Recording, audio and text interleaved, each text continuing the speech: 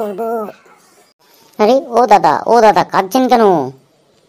আর বলবেন না দাদা, এই গঙ্গা সাগরের মেলায় এসে সবে সাগরের জলে দুদিন একসাথে ডুব দিলাম। তারপর যেই উঠে পাশে আর দেখতে পেলাম না বউকে। আমার বউটা হারিয়ে গেল দাদা, এখন আমার কি হবে দাদা? আরে দাদা এত চিন্তা করছেন কেন? ডায়লগটা শুনেননি চিরঞ্জিতের? সেই ডায়লগটা, বউ হারালে বউ পাওয়া যায় কিন্তু মা হারালে মা পাওয়া যায় না। বউ পেয়ে যাবেন দাদা, অত চিন্তা করছেন কেন দাদা? আরে আপনি তো অদ্ভুত লোক মশাই। আমি একটা বেকার ছেলে, অনেক কষ্টে একটা বউ পেয়েছি, আর ওটা যারা সরকারি চাকরি বাকরি করে তাদের জন্য ওইসব ডায়লগ প্রযোজ্য, বুঝলেন? আর আমার দেখুন এই বউটা হারিয়ে গেল, এই বয়সে এখন কোথায় বউ পাবো বলুন তো? হ্যাঁ বলেন কি দাদা, আপনি বেকার হয়ে বউ পেয়ে গেলেন? আর আমার দেখুন 40 বছর বয়স হয়ে গেল, বেকার আমি, এখন একটা বউ পেলাম না। সত্যি দাদা চিন্তার বিষয় দাদা। বলুন তো দাদা, আপনার যে বউ হারিয়ে গেছে কিরকম দেখতে ছিল? আর বলবেন না দাদা, খুব সুন্দর দেখতে, ওই চাল কুমড়োর থেকে একটু রোগা। আর গায়ের রংটা কিরকম দাদা? গায়ের রংটা তো খুব সুন্দর দাদা, ওই কালো আলকাতরা থেকে একটু সাদা। ও এই ব্যাপার, তাহলে ছেড়ে দিন। হ্যাঁ ছেড়ে দিন মানে কি? হ্যাঁ অনেক কষ্ট একটা বউ পেয়েছি, কত পয়সাওয়ালা ঘরে জানেন? সবই তো বুঝলাম, তাহলে বাড়িতে একটা খবর দিয়ে দিন। কি বলছেন, বাড়িতে খবর দিয়ে দেবো? আমার বউ কি মরে গেছে নাকি যে বাড়িতে খবর দেবো? আরে আমি তা বলিনি দাদা, বাড়িতে একটা ফোন করে জানান যে আপনার বউটা হারিয়ে গেছে।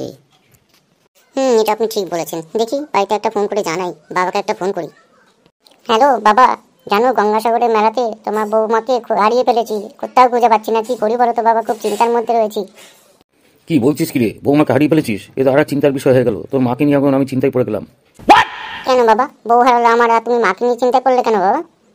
বাবা বৌমা বাড়িতে আসবে বলে তোর মা তো 3 কেজি চাল ভিজিয়ে রেখেছে বাবা, সেই চালগুলো পিঠে তৈরি করবে বলে, সেই চালগুলো নষ্ট হবে বাবা, এখন এটা চিন্তার বিষয় হলো না? বাবা তোমার বৌমার কি হবে তাহলে? অত চিন্তা করো না বাবা, তুমি ফিরে এসো, তোমার একবার বিয়ে দিয়ে দেবো, অত চিন্তা কি আছে? কি যে বলো না বাবা, এই 38 বছর বয়সে এত কষ্ট করে একটা বউ পেলাম, হ্যাঁ আবার কবে সেই পাবো তার কোনো ঠিক আছে? তা করতে করতে মরেই যাবো। তুমি রাখো তো ফোনটা।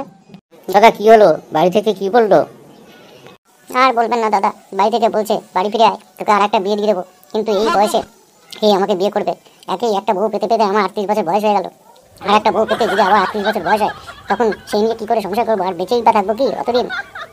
আরে দাঁড়ান দাদা, আপনাকে হেল্প করার মতো আর কেউ নেই? অন্য কাউকে ফোন করে আপনি জানতে পারবেন না এই ব্যাপারটা, যে সে এসে আপনাকে একটু হেল্প করবে? হ্যাঁ দাদা মনে পড়েছে, আমার একটা বন্ধু আছে বিটকেল, দেখি ওকে ফোন করে, ও যদি আমাকে সাহায্য করতে পারে। হ্যালো বিটকেল, শুনতে পাচ্ছিস? হ্যাঁ পুটু, তোর গলার আওয়াজটা এরকম ভারী ভারী লাগছে কেন, কি হয়েছে বল? ওরে বাবা লাগছে তো। আরে বিটকেল, গঙ্গাসাগরের মেলায় এসে তোর বৌদিকে তো হারিয়ে ফেলেছি, কোথাও খুঁজে পাচ্ছি না, কি করা যায় বলতো? একটু ব্যবস্থা কর না, দেখ কিছু হেল্প করা যায় যদি। বলিস কি রে, হারালো কি করে? আরে লাগছে তো, ছাড়বে তো। উফ, কি রে তোকে মারছে কে? হ্যাঁ আরে না ওটা ভালোবাসা, আমাকে পিঠে খাওয়াচ্ছে, শীতকাল তো, তোর বৌদি আমাকে পিঠে খাওয়াচ্ছে। এই যাও না ওদিকে, যাও না। এই বুঝতে পারলি তো বিটকেল, তোর বৌদিকে তো হারিয়ে ফেলেছি, এখন কি করা যায় একটু দেখ না, যদি কিছু সাহায্য করতে পারিস ওকে খুঁজে পাওয়ার জন্য।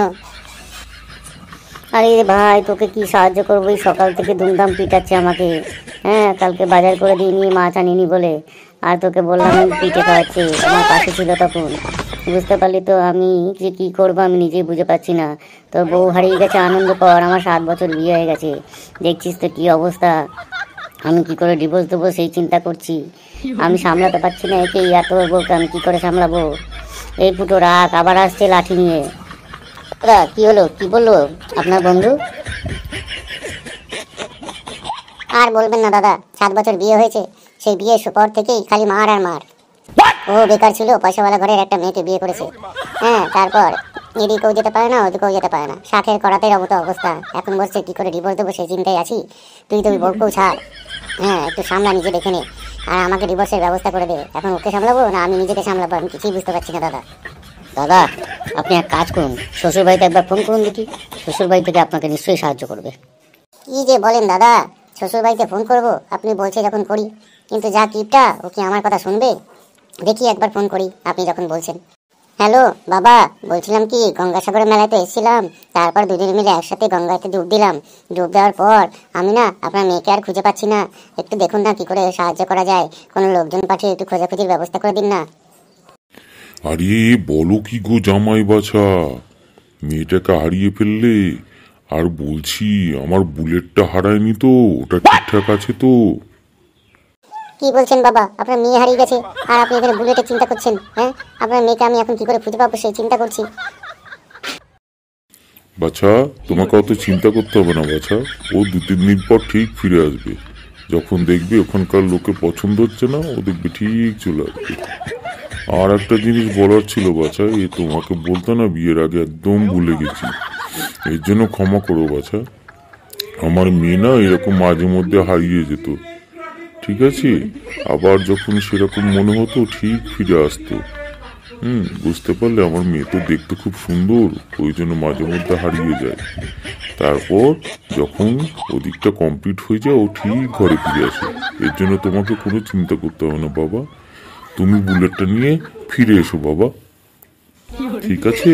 আমি রাখছি ফোনটা। কি দাদা, শ্বশুরমশাই কি বললো আপনাকে? আর বলবেন না দাদা, উনি সেই বুলেটের চিন্তা করছেন, মেয়ের চিন্তা করছেন না। বলে বুলেটটা তাড়াতাড়ি ফিরে দিও বাবাই। হ্যাঁ, মেয়ে ঠিক ফিরে আসবে বাড়িতে, ও তোমাকে কোনো চিন্তা করতে হবে না। তুমি তাড়াতাড়ি বুলেটটা নিয়ে বাড়িতে চলে এসো। বলছিলাম কি দাদা, অনেকটা তো সময় হয়ে গেল, আপনাকে অনেকটা সাহায্য করলাম কিন্তু কিছু করতে পারলাম না। তাই এবার আমি একটু আসি। আমাকে আবার ওই সাইডটাও দেখতে হবে, কারা বিপদে পড়লো কি আপদে পড়লো, সেগুলো সমস্যার সমাধান আমাকেই তো করতে হয়। তো ঠিক আছে, আমি আসছি। দিন 500টা টাকা দিন তো।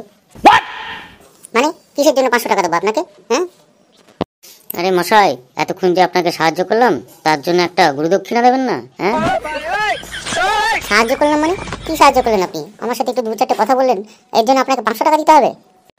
দাদা, নিজের লোককে তো দেখলেন, সঠিক সময় সঠিক পরামর্শ কেউ দিল, এই বান্দাই তো আপনাকে দিল। ছাড়ুন ওসব কথা, টাকা ছাড়া এখন পৃথিবীতে কিছু হয় না। তাড়াতাড়ি 500 টাকা ছাড়ুন, আমার অন্যদিকেও কাজ আছে। এই দাদা 500 টাকা, এবার আপনি আসতে পারেন। অনেক ধন্যবাদ দাদা, অনেক ধন্যবাদ। আবার যদি কোনো সমস্যা পড়েন আমাকে ডাক দেবেন, আমি চলে আসবো, ঠিক আছে? আসছি দাদা। আরে বাপরে, এ আবার কিরকম সহযোগিতা করা! 500 টাকা নিয়ে চলে গেল, এদিকে বউ হারালাম, এদিকে কর করে 500 টাকার নোটও গেল। এখন কি করব আমি? এ তো বাজ পড়ার মতো অবস্থা। কি হয়েছে বৎস? কার উপর বাজ পড়লো? পেন নাম হই সাধু বাবা, সাধু বাবা আমাকে বাঁচান সাধু বাবা। ওঠো বৎস, ওঠো, উঠে দাঁড়াও, তারপর বলো তোমার কি হয়েছে। সাধু বাবা, আমি আর আমার বউ একসাথে এসেছিলাম এই গঙ্গাসাগর মেলায়। তারপরে এই গঙ্গায় নেমে যখন একটা ডুব দিয়ে উঠি, তারপর থেকে আমার আর বউকে খুঁজে পাইনি। সবার কাছে সাহায্য চাইলাম, কেউ আমাকে সাহায্য করলো না। একজন প্রতীকের সাথে দেখা হলো, সেও কিছু টাকা পয়সা নিল, নিয়ে চলে গেল। এখন কি করব বলুন তো? আমি কার কাছে যাব আর কি করে আমার বউকে ফেরত পাবো? একটু বলে দেন যদি খুব ভালো হয়। বৎস, কাঁদি না বৎস, যার কেউ নেই তার জন্য ভগবান আছে, বুঝলে? ওপরে মালিক ঠিক দেখছে। সুতরাং কানাকাটি না করে সামনে একটা ছোট্ট মন্দির আছে, ওখানে চলে যাও বৎস, গিয়ে ভগবানের নামে প্রার্থনা করো, দেখো সব ঠিক হয়ে যাবে। আমি তোমাকে আশীর্বাদ করলাম, ঠিক আছে? এবার আমি চললাম, যাও মন্দিরে চলে যাও, দেখবে ওখানে গিয়ে সব কিছু পেয়ে যাবে তুমি। অনেক ধন্যবাদ সাধু বাবা, আমি ওখানেই যাচ্ছি সাধু বাবা। আপনি যা বললেন আমি তাই করবো সাধু বাবা। তীরে পুটিরে ডাকে মোর হিয়া রে, এই পুটি কোথায় গেলি রে? এই তো মন্দির সামনে, যাই মন্দিরে গিয়ে দেখি পুটি এখানে আছে কিনা। ফুটো, তুমি কোথায় গেলে? তোমাকে আমি খুঁজে পাচ্ছি না। দেখো এই মন্দিরে আছি আমি, তুমি যেখান থেকে পারো আসো, এসে আমাকে নিয়ে যাও। এই ফুটো, ফুটো আমার, আমার হিরো, কোথায় গেলে তুমি? হে ভগবান, তাড়াতাড়ি আমার সাথে ফুটোর দেখা করিয়ে দাও। আমি আর থাকতে পারছি না, আমি বাড়ি যাব। আরে ওখান থেকে আমি পুটির আওয়াজ পাচ্ছি না? হ্যাঁ হ্যাঁ, ওই তো সামনে পুটি।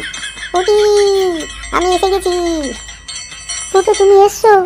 ভাই দেখো, আমি হারিয়ে গেছিলাম, তুমি আমাকে, আমি তোমাকে খুঁজেই পাচ্ছিলাম না, তাই আমি মন্দিরে চলে এসেছি। দেখেছো, ভগবান ঠিক শুনেছে। আসো ফুটো, এবার আমরা বাড়ি যাব। ফুটো, তুমি এসছো? চলো এবার বাড়ি চলে যাই, চলো। ভগবানের অসীম দোয়া, বুঝলে? চলো চলো এবার ঘরে ফিরি।